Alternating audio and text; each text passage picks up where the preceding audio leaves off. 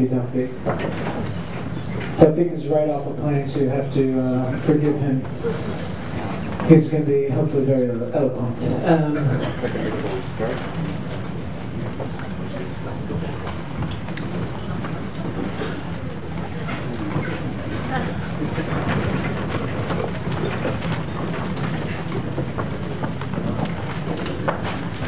So Tawfeek, I'm going to give you this mic.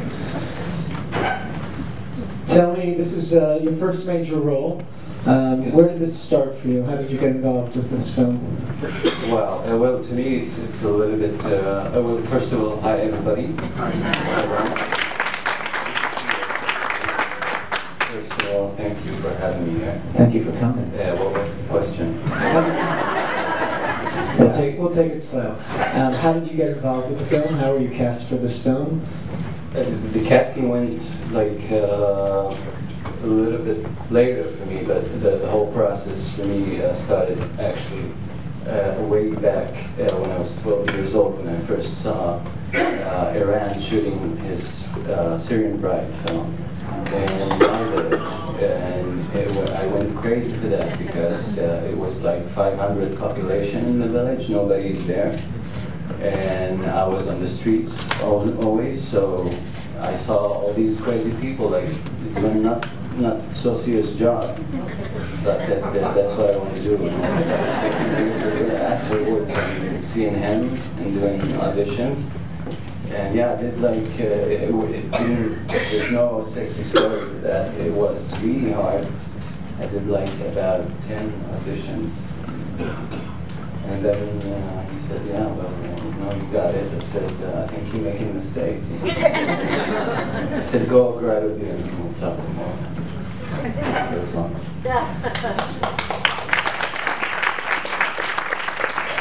So, are there things that personally relate between you and the character you play in the film? Well, actually, yeah, but there's one thing that doesn't relate, but this guy was sent because he was a genius to boarding school. I was sent to boarding school because I was a dropout. But other than that, yeah. And also, I'm not a genius. But yeah, actually, it's kind of it got a lot of similarities that a lot of times during the shootings, I didn't have to actually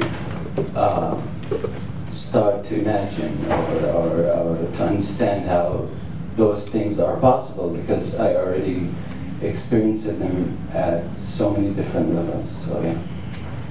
So before we open it to some questions from the audience, I want to take it in one level more and talk about the fact I find that the ending, in my opinion, shows that somehow it doesn't work. It's not working for this character there. He cannot be. In order to be a part of Israeli society, either he has to lie and not be himself, or has to just leave Israeli society. Well, yeah, you know, it's for sure he cannot be a part of society, because what is Israeli society right now, if you can tell me? Because we're going, I'm sorry for my language, fucking crazy about symbolics, and we're hating each other all the time, and we're not living with each other, and it's time to live, I think, to wake up, and not to have, yes, we're having dreams, and now there's a country, an actual country called Israel. Why not living? Why this hate too much? And it's not, I'm not talking about only the conflict, the Israeli and Palestinian conflict, but I'm talking as a person who lived the two cultures.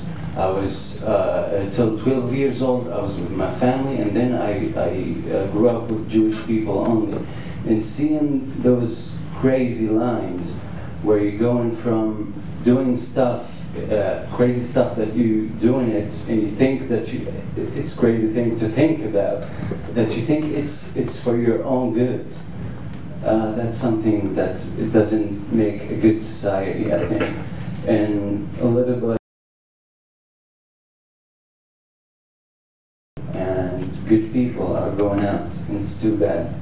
And we need a little bit just to, I think, to wake up. That's it.